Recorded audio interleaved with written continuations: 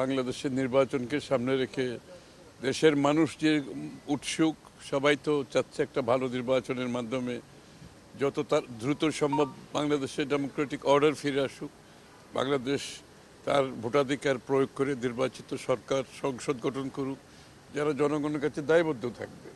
তো সেই বিষয়ে তো সকলেই ইচ্ছা পোষণ করছে এবং এই আলোচনাগুলো হচ্ছে নির্বাচনকে সামনে রেখে বিষয়গুলোকে আমরা কিভাবে একটা সহনশীল অবস্থান থেকে উগ্রতার একটা প্রবণতা কোনো কোনো জায়গায় দেখা যাচ্ছে, কিছু কিছু জায়গাতে আমরা দেখতে পাচ্ছি উগ্রতা, এবং ওই জায়গাটাতে কিছু কনসার্ন তো আছে সবারই, এবং একটা সহনশীল অবস্থান থেকে আমাদের পরস্পরের প্রতি সম্মান বোধ রেখে একটা রাজনৈতিক সংস্কৃতিতে একটা পরিবর্তন দরকার।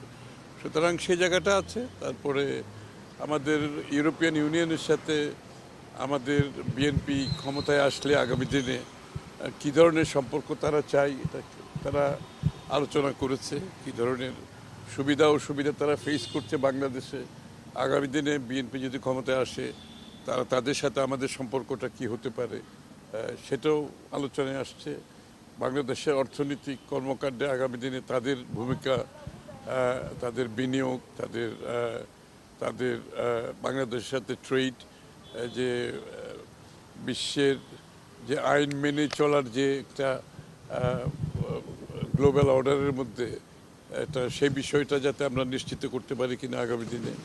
আর এখানে যেগুলো ওভার রেগুলেটেড ইস্যুগুলো আছে, যে ইজ অফ ডুইং বিজনেস, ব্যবসার মধ্যে যে বাধাগুলো আছে এগুলো দূর করার জন্য বিএনপির চিন্তা ভাবনা কি, এগুলো আলোচনায় আসছে। নির্বাচনকে যাতে আমরা সুষ্ঠু একটা গ্রহণযোগ্য নির্বাচন করে দেশে গণতন্ত্র পুনঃপ্রবর্তনের যে বিষয়টা, এটা সকলের একটা ইচ্ছা, ওরাও পোষণ করে। তো আমরা তো বহুদিন ধরে আন্দোলনই করছি এটার জন্য।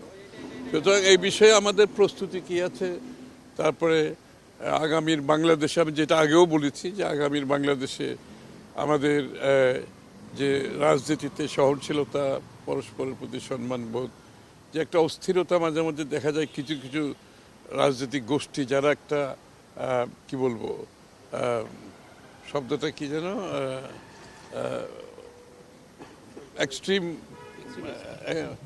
এক্সট্রিম কথাবার্তা আর কি, কথাবার্তার মধ্যে যে একটি অরাজনৈতিক আচরণ, এটা তো নিশ্চয়ই সবাই লক্ষ্য করছে। তো সেদিকে আছে এবং বিভিন্ন গোষ্ঠীর উপর আক্রমণ হচ্ছে, সেটাও আলোচনায় আসছে।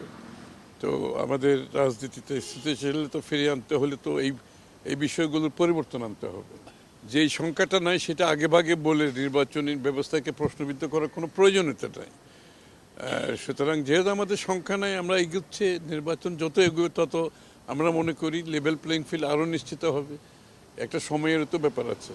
এই মুহূর্তে আমাদের কোনো সংখ্যা নেই, আমরা সামনের দিকে এগোচ্ছি। আমরা তো অনেক কিছু, আমি আগেও বলেছি বারবার একটা কথা, অনেক কিছুর সাথে আমরা দ্বিমত পোষণ করেও এগিয়ে যাচ্ছি একটা কারণে, যে আমরা বাংলাদেশে কোনো সাংঘর্ষিক রাজনীতি দেখতে চাই না। আমরা একটা সহনশীল পরিবেশ চাই, একটা শান্তিপূর্ণ অবস্থান দেখতে চাই, অপরের সাথে দ্বিমত পোষণ করেও তার মতের প্রতি সম্মান দেখাতে চাই। কারণ রাজনৈতিক সংস্কৃতি না বদলালে শত রিফর্ম করেও, শত সংস্কার করেও দেশ বদলানো যাবে না। এই জন্য আমরা অনেক কিছু ঐক্যমত না হলেও আমরা কিন্তু দেশের স্বার্থে, জনগণের স্বার্থে একটা সহনশীল অবস্থার মধ্যে আমরা থাকতে চাই। আসলে কি চায় না, নির্বাচন, দ্রুত নির্বাচনের মাধ্যমে ক্ষমতা হস্তান্তর করে একটা নির্বাচিত সরকার দেখতে চাই স্বাভাবিকভাবে।